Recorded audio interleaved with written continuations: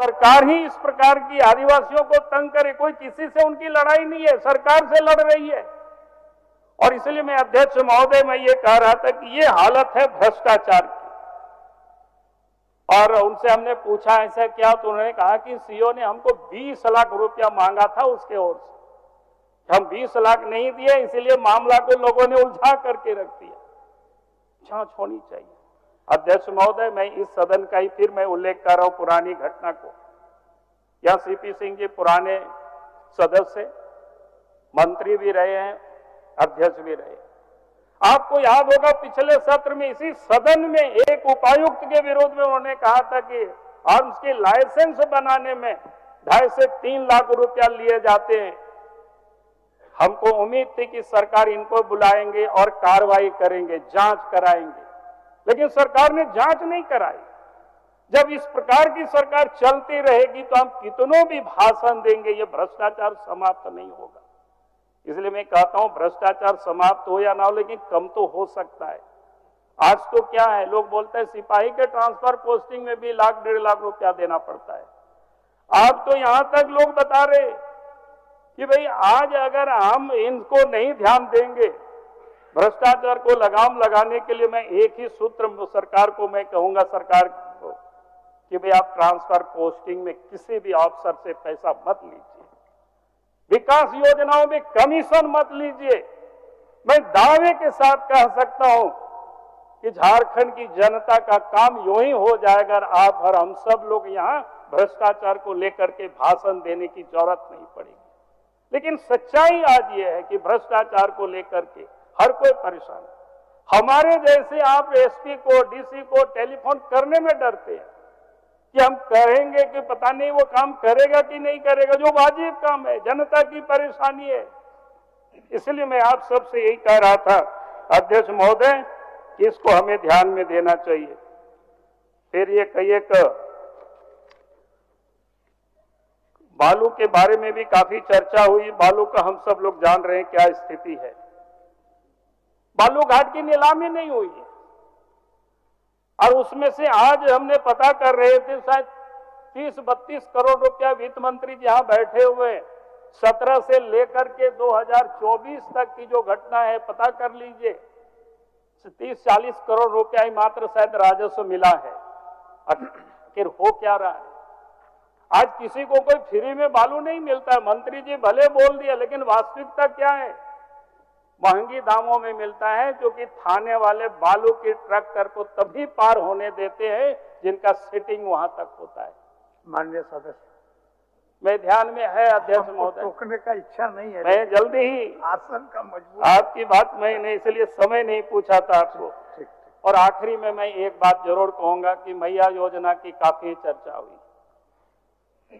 सदस्य प्रदीप यादव जी उन्होंने काफी बड़ी बड़ी बातें बोले कि नकल करते, लेकिन वास्तविकता क्या है अध्यक्ष महोदय? अगर ये मैया सम्मान योजना के नाम से सरकार ने यहां चलाई, तो हमारी मध्य प्रदेश की सरकार ने 2023 से ही लड़ली बहना योजना चलाई, तो क्या उसकी नकल कहा जाएगा क्या?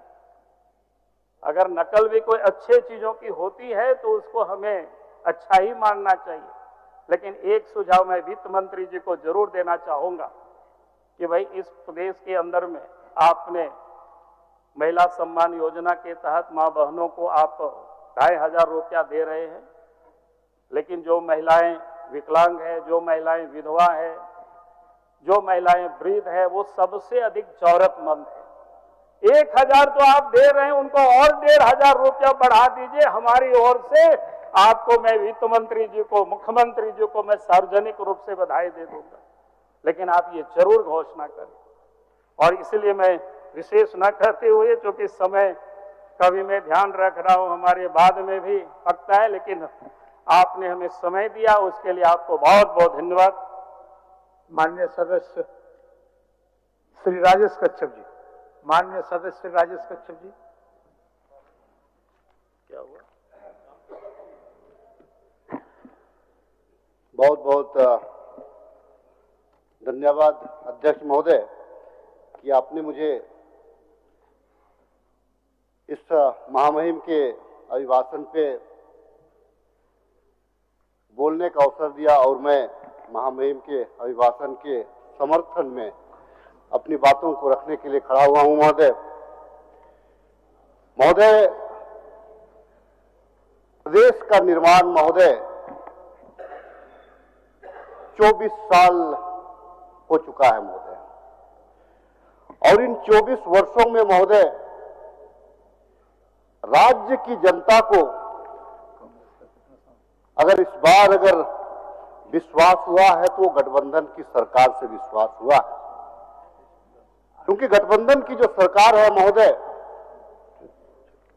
वो 24 वर्षों में सबसे ज्यादा जो कालखंड रहा, सबसे ज्यादा जो शासन रहा, भारतीय जनता पार्टी के नेतृत्व में शासन रहा महोदय।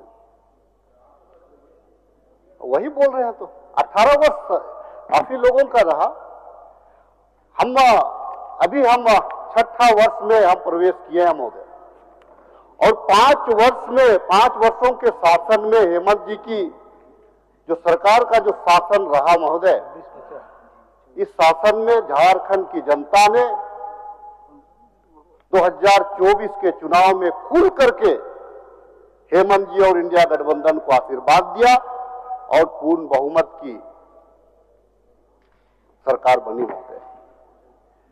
अब इसमें चाहे ये लोग इल्जाम लगा ले कि आप मैया सम्मान को लेकर के जीते, या ये लोग इल्जाम लगा ले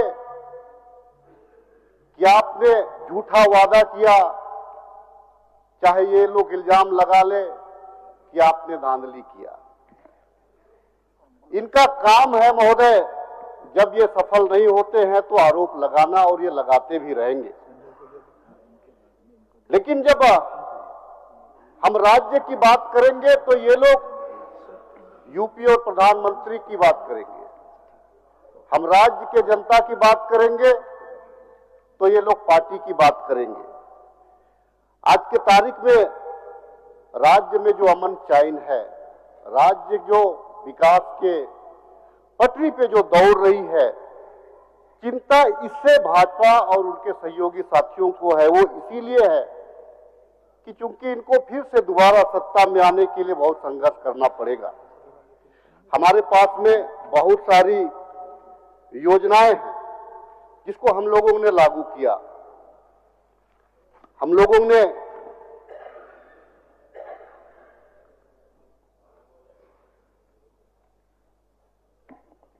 उन योजनाओं को लागू किया जिसको झारखंड की जनता को जरूरत था। हम लोगों ने मैया सम्मान में 2500 रुपया देने का जनता से वादा किया। ये लोग भी गोगो दीदी योजना चालू करने का प्रयास किया था महोदय, और गोगो दीदी योजना जो प्रयास किया वो एकदम झूठा और सरासर अलोकतांत्रिक तरीका से इन लोगों ने प्रयास किया।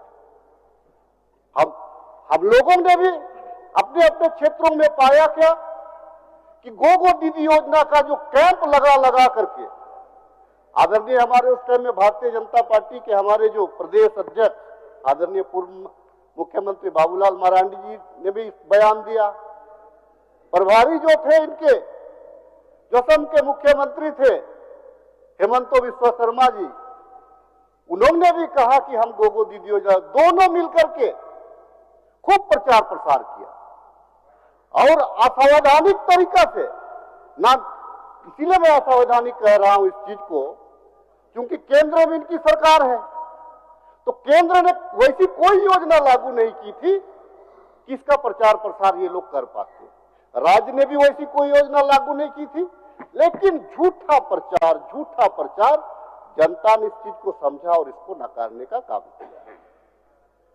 हम पे विश्वास किया क्योंकि हम देना शुरू कर दिए थे।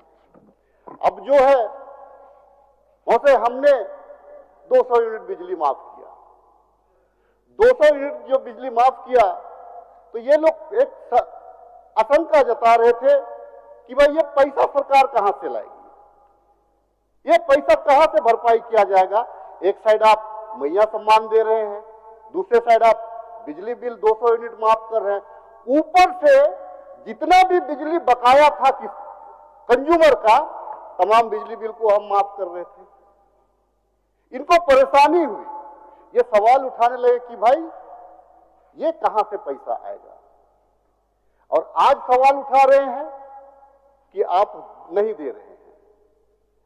आज इनके लोग भी लाइन में पंक्ति में लगे हुए हैं कि भाई बिजली का बिल माफ हुआ, ताली घर के अंदर बजा जरूर रहे, वो लोग बोल नहीं रहे। केवल इनके लोग भी मैया सम्मान योजना का लाभ ले रहे हैं, ताली बजा रहे, सरकार को शाबाशी भी दे रहे हैं, लेकिन बोल नहीं रहे हैं। और सबसे ज्यादा लाइन अगर लगा हुआ है तो हमने हटिया क्षेत्र में घूम रहा, तो सबसे ज्यादा लाइन लगा हुआ है भाजपा के कार्यकर्ताओं का। मैंने बोला चलिए कम से कम इस बहाने जो है कि आप मेरी योजना का लाभ तो ले रहे हैं। महोदय, अभी जो है सरकार तो काम कर रही है, सरकार को बहुत सारी योजनाओं पे काम करनी है, हम तो करेंगे ही। हम केवल मीडिया पे शासन चलाने वाले लोग नहीं हैं, हम इस पवित्र जगह से राज्य की जनता के लिए कानून और नियम बना करके उनको सौगात देने वाले लोगों में से। आपकी तरह नहीं कि हम देशभक्ति की बात करें, भारतीयता की बात करें, और जब हमारे दोस्त हमारे लोगों को कहा जाता है, बड़ा पूरा विश्व पटल में भाजपा के लोग बड़ी जोर जोर से इस बात को कहते हैं, मोदी और ट्रंप जी में गहरी दोस्ती है। और उस दोस्ताना का नजराना पेश किए ट्रंप जी ने कि हमारे भारतीय लोगों को हाथ पांव बांध करके 100 घंटा तक बिना खाए पिए, बिना खिलाए पिले बांध करके इनको देश भेजने का काम किया। उसके बारे में कभी भी इन लोगों में राष्ट्रीयता का भावना नहीं जगेगा। महोदय, एक बार भी कोई भाजपा के नेताओं ने यह नहीं लगाया, ये जरूर कहा कि रूस और यूक्रेन का जो एक बड़ा मीम वहां पे तैयार हुआ था महोदय, कि जब यूक्रेन और रूस का जब युद्ध हो रहा था तो एक मीम तैयार होता है कि मोदी जी उस वार को रुकवा रहे हैं। अच्छी बात है, हम इतने बड़े समूह के देश है, लोकतंत्र पे विश्वास करने वाले लोग हैं, धर्मनिरपेक्षता पे विश्वास करने वाले लोग हैं, लेकिन जब हमारा जो लोग वहां पे इंडियन लोग जब अमेरिका से प्रताड़ित होकर के आते, एक शब्द भी नहीं करते। अगर हम यहां पे बोलेंगे तो ये लोग मोदी जी का नाम लेंगे। कल जैसे हमारे माननीय एक बहुत सीनियर लीडर, सबके मन में, मैं उनसे मार्गदर्शन लेता हूं, मैं उनका अनुसरण भी करता हूं, लेकिन विपक्ष में है। कल इन्होंने परिचय क्या दिया झारखंड और यूपी का परिचय क्या दिया कि झारखंड को इन्होंने दीपक कहा और यूपी को सूरज कहा। कल आदरणीय हमारे एक वरिष्ठ साथी ने झारखंड को दीपक कहा और यूपी को सूरज कहा। मतलब अपना जो झारखंडियत पे भी इन लोगों को विश्वास नहीं है, ये झारखंडियत की भावना ही नहीं है। नतीजा क्या है कि झारखंड के लोगों को भी नीचा दिखाने का लोग। अध्यक्ष महोदय, ये लोग कभी एक बार भी नहीं बोलते हैं कि जो ब्रह्मपुत्र नदी में महोदय ब्रह्मपुत्र नदी में एक मिनट जी बोलिए। माननीय सदस्य राजेश कच्छप जी बोल रहे हैं, बोलते बोलते अमेरिका यूक्रेन चले गए अध्यक्ष महोदय। तो मैं एक बात खाली प्रश्न इनसे करूंगा कि भारतीय जनता पार्टी राष्ट्रवादी पार्टी है, इसमें किसी को कोई संदेह नहीं होना चाहिए और न है, नंबर 1। और नंबर 2, कम से कम राहुल गांधी की तरह तो जाकर के एम्बेसडर के यहाँ चाइनीज एम्बेसडर में मिलते हैं, जाते हैं और बोलते हैं कि नहीं हम तो वहां गए ही नहीं। अरे भैया, चल चाइना की दलाली कितना कीजिएगा, चलिए ये भारत बर्दाश्त नहीं करेगा, चाइना का दलाली करना बंद कीजिए। ठीक, चलिए राजेश जी। महोदय, क्योंकि वरिष्ठ साथी मैं उस ओर नहीं जाना चाहता, लेकिन राज्यवासियों को यह जरूर कहना चाहता हूं कि आज भी आजाद भारत का आजादी के बाद आज जिस पार्टी ने सबसे ज्यादा आपका देशभक्ति का नारा दिया, कभी भी कई एक वर्षों तक उसने तिरंगा का झंडा को फहराने का भी काम नहीं किया। नागपुर का जो मुख्य कार्यालय है आरएसएस का, वहां कई एक वर्षों तक 2002 तक मुझे लगता है कि तिरंगा को फहराया नहीं। दूसरा है राहुल गांधी जी वो शख्सियत है कि जिनका छवि खराब करने के लिए अरबों खरबों रुपया भारतीय जनता पार्टी ने लगाने का काम किया। महोदय ऑक्सफोर्ड यूनिवर्सिटी के पढ़े हुए स्टूडेंट हैं महोदय राहुल गांधी। उस गांधी परिवार से है जिनका सूची शहादत की सूची में सबसे अव्वल नंबर में गांधी परिवार का नाम आता है। और तो और एक चीज है महोदय, हमारी जो योजनाएं हैं महोदय, ये लोग झूठ का प्रतिबिंब इसको कह रहे थे महोदय। आज की तारीख में उल्टा चोर कोतवाल को डांटे वाली कहावत भाजपा के साथ में चरितार्थ होती है। अंग्रेजों का सबसे ज्यादा पिछलघु भारतीय जनता पार्टी के समर्थक रहे, नाथूराम गोडसे के समर्थक रहे। हम तो भाई गांधी के समर्थक रहे हैं।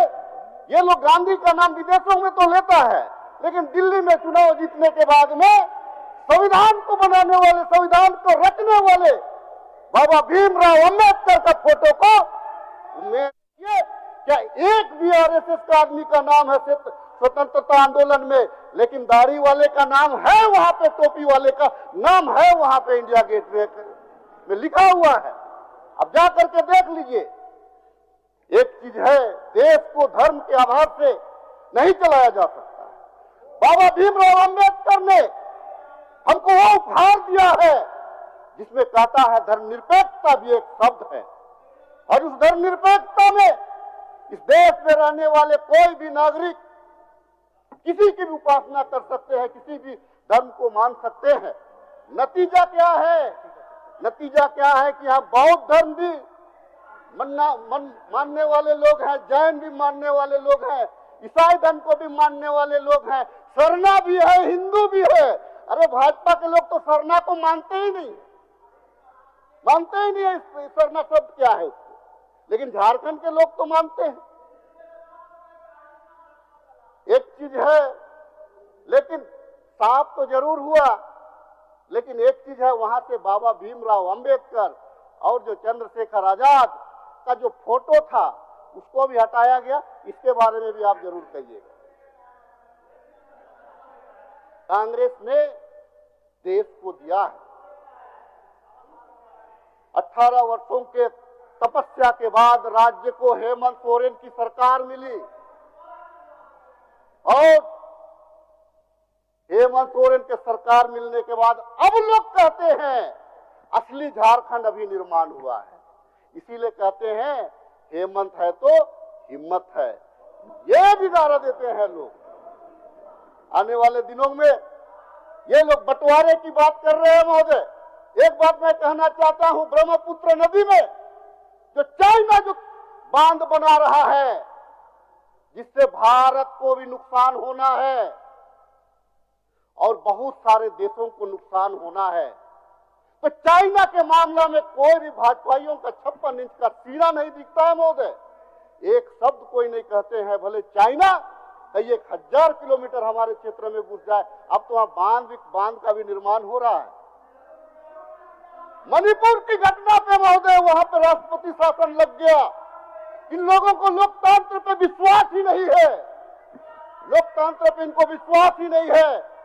दीदी, लोकतंत्र पे आपको विश्वास ही नहीं है।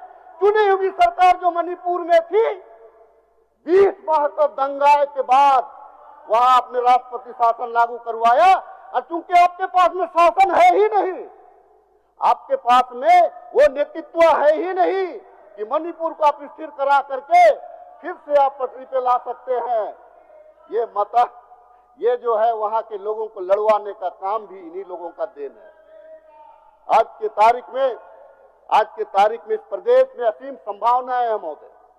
इस प्रदेश को सिर्फ धर्म की राजनीति से बचाना है। प्रदेश खनिज संपदाओं का प्रदेश है, प्रदेश में प्राकृतिक छटा है। आने वाले दिनों में हमारी जो पर्यटन पॉलिसी है, आप अगर रांची के इर्द गिर्द भी घूमेंगे महोदय, तो यहाँ पे जितने लोग हैं जो छुट्टियां मनाने जाते हैं, कहीं उनको जगह नहीं मिल रहा है। तो हम यहाँ पे अगर पर्यटन के दृष्टिकोण से और अगर पर्यटन को बढ़ावा देंगे तो मुझे लगता है पर्यटन के क्षेत्र में भी हम अपने युवाओं को रोजगार देंगे, अपने लोगों को रोजगार देंगे। ये लोग डेमोग्राफी की बात करता है महोदय। ये दक्षिणी छोटानागपुर है, ये रांची है, यहाँ का डेमोग्राफी अगर खराब किया है तो किसने खराब किया है? ये लोग हिंदू और मुसलमान की तो बात करता है, लेकिन यहाँ का अगर डेमोग्राफी को खराब करने वाले लोग हैं तो भारतीय जनता पार्टी का स्टार्टिंग शासन काल रहा है, वही यहाँ का डेमोग्राफी को खराब किया है। एचएससी हमारा मस्तक है महोदय, राज्य का, देश का मस्तक। एशिया में सबसे बड़ा भारी उद्योग कारखाना है हमारा महोदय। यहाँ के राज्य रक्षा मंत्री भी मिला महोदय, लेकिन एचएससी के नाम पे अगर आप बात करेंगे महोदय तो ये लोग को चुप कराया जाता है। किसी भी भारतीय जनता पार्टी के मुंह में ये हिम्मत नहीं है कि अड्डानी और अंबानी और आदरणीय प्रधानमंत्री जी के खिलाफ एचएससी को बंद कराना चाहता है, उसके खिलाफ। और इनके सेकंड पावरफुल लीडर आदरणीय गृह मंत्री ने बाबा भीमराव अंबेडकर तक का कटाक्ष किया। और ये कहावत नहीं है कि बचपन में कोई होता है ना कहावत, जो बच्चों वाली कहावत, स्कूल में जब हम पढ़ते थे, 1 साल पहले अगर कोई बच्चा हमको पीठ में मारा है तो 1 साल के बाद हम उसको पीठ में मुक्का मारेंगे। यही मानसिकता इन लोगों की है। अच्छा, कांग्रेस ने किया तो आप क्या कर रहे हैं, इस चीज के बारे में भी आपको बतानी है। और तो सुन लीजिए, हम वो जो है क्या गुब्बारे हैं, जितना हमको दबाइएगा उतना हम उड़ेंगे। इसका उदाहरण है आदरणीय हेमंत सोरेन जी और आदरणीय कल्पना मुर्मू सोरेन जी। आप जितना भी हमको दबाने का प्रयास करिएगा, राज्य की जनता का विश्वास, जो महामहिम राज्यपाल का जो बजट का जो अभिभाषण है, इसी पे रहेगा। और राज्य जो है झारखंड राज्य, इसी पे हमारा चलेगा। आने वाले दिनों में आप हमारी लाभकारी योजना लीजिए, हम किसानों को भी दे रहे हैं। आप वृद्धा और विधवा पेंशन की बात कर रहे थे, हम तो मैया सम्मान दे रहे हैं। आप जो केंद्रांश है, केंद्र के द्वारा जो यहाँ पे पैसा देना है, आप हमको क्यों नहीं दे रहे हैं? 200 रुपया मात्र आपको देना है विधवा पेंशन और वृद्धा पेंशन में, आप उसको पैसा हमारा रोके हुए हैं। मनरेगा जैसी जो ताकत देश ने, यूपीए 2 ने दिया, मनरेगा जैसा एक हथियार दिया गरीब को रोजगार देने का, आप उसका पैसा रोक के रखे हुए हैं। आप यहाँ जो भोजन का अधिकार जो कांग्रेस ने दिया, आप उसको हमको रोक रहे हैं, अन्न हमको नहीं दे रहे हैं। तो आप बताइए झारखंड के साथ आप क्या करना चाहते हैं? झारखंड का जो 2 लाख करोड़ रुपया है जो हमारा जीएसटी का पैसा, महाशय, उसमें तो आप केंद्र सरकार को घेरने का काम करें। यहां से मैसेज दीजिए। अब मैसेज तो आप प्रदेश अध्यक्ष ही दे सकते हैं, क्योंकि आपके पास तो नेता प्रतिपक्ष है ही नहीं। अब नेता प्रतिपक्ष इतने सीनियर लीडर हैं कि आप किसको बनाएगी, ये भी दुविधा में है।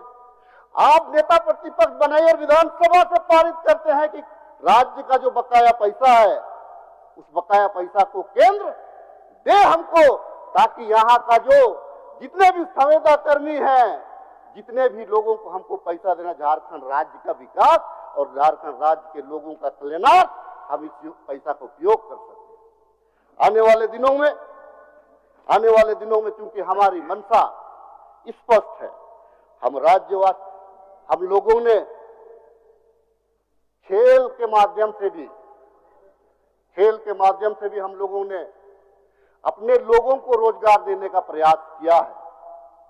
हम लोगों ने गरीब बच्चे हैं जिनके अंदर हुनर है, क्षमता है, हम उनको भी सहायता कर रहे हैं, उनको हम विदेशों तक पढ़ा रहे हैं। और जो स्कॉलरशिप को ये लोग बंद करना चाहता है आरक्षण के नाम से, हम ऐसे बच्चों को कहाँ 500 रुपया था और कहाँ 2500 रुपया से 4500 रुपया हमारी सरकार दे रही है। तो ये है अंतर इनका और ये है अंतर हमारा। आने वाले दिनों में देश में सिर्फ राज्य में एक को रोकना है महोदय, राज्य की जनता हमारे साथ रहेगी। यहां किसी भी परिस्थिति में हिंदू मुसलमान का जो खेल है, जिनके सांसदों ने भी करने का प्रयास किया Hazaribagh,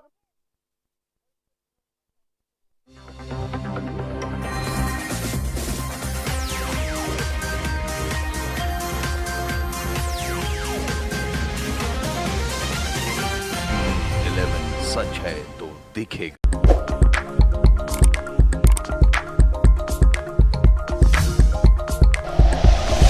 like and share videos, subscribe करें हमारा चैनल और प्रेस करें बेल आइकॉन। News 11 भारत, सच है तो दिखेगा।